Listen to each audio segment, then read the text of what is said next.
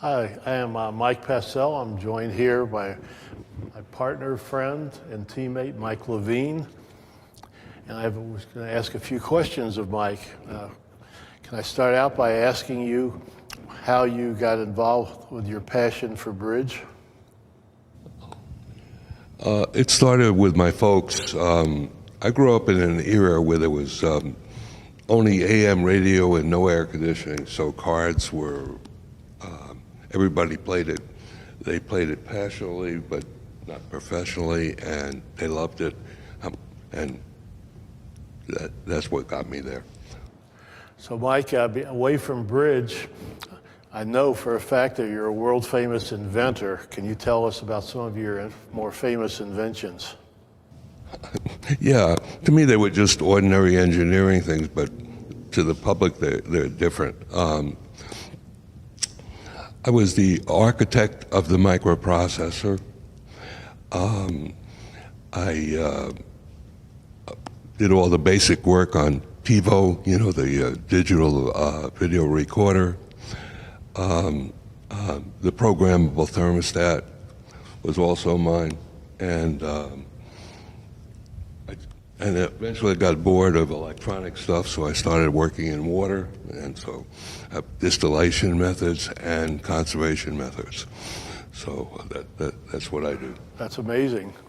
TiVo has saved my wife and I through the terrible crisis we've endured taping so many shows.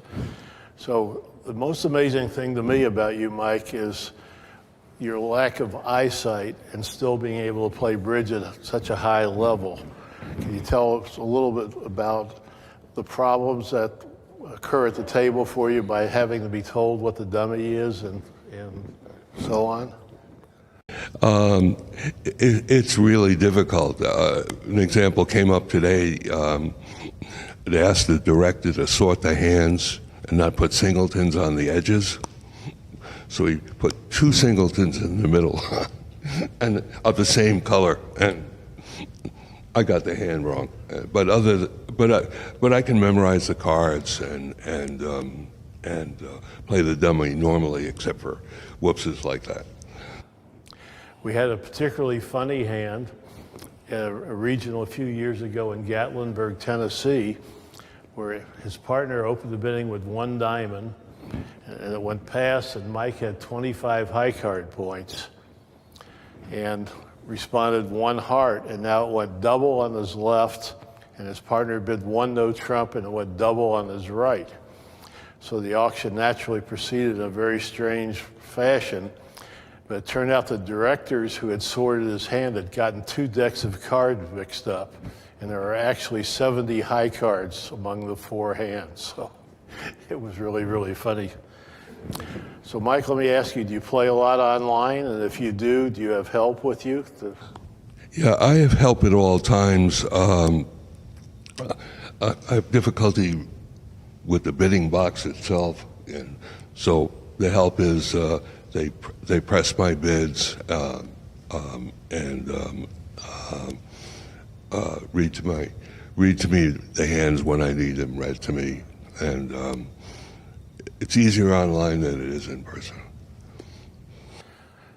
So did this develop over the years as your eyesight degenerated? Because I know when I started playing against you, say maybe 20 years ago, you weren't experiencing this.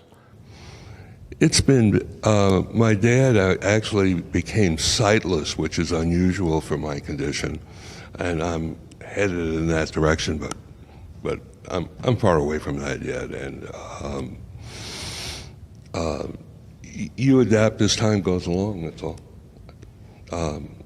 It's really not that hard, except it's really tiring. Stamina's a problem.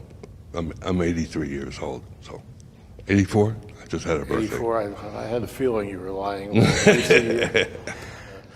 Okay, you can leave me out or invite me, but I think we'd like you to talk about all your teammates here on this team. Well, this is sort of a dream team. It's very funny because our team has the most American master points, I think, of any other team previously assembled. We're Well, unfortunately, we lost Rodwell because of his, which I support, his personal conviction of not wanting to be forced to take COVID injections, although I ran to get the injections personally myself. By the way, he's the only one of the team who endorses that, but go ahead. Okay. Yeah, we have trouble, but it is what it is. It's such a joy to play with these guys.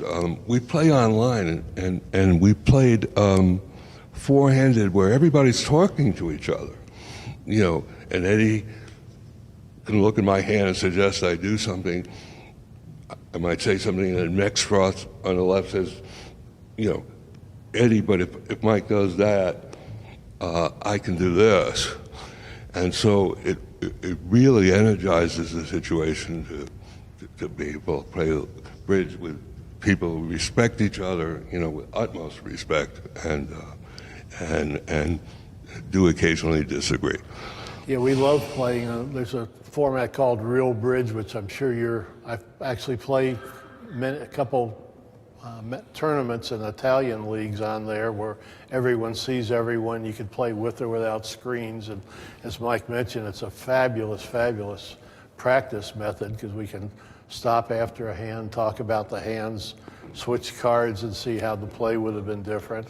And it's almost like Real Bridge is almost like Real Bridge, so which we've all missed quite a bit.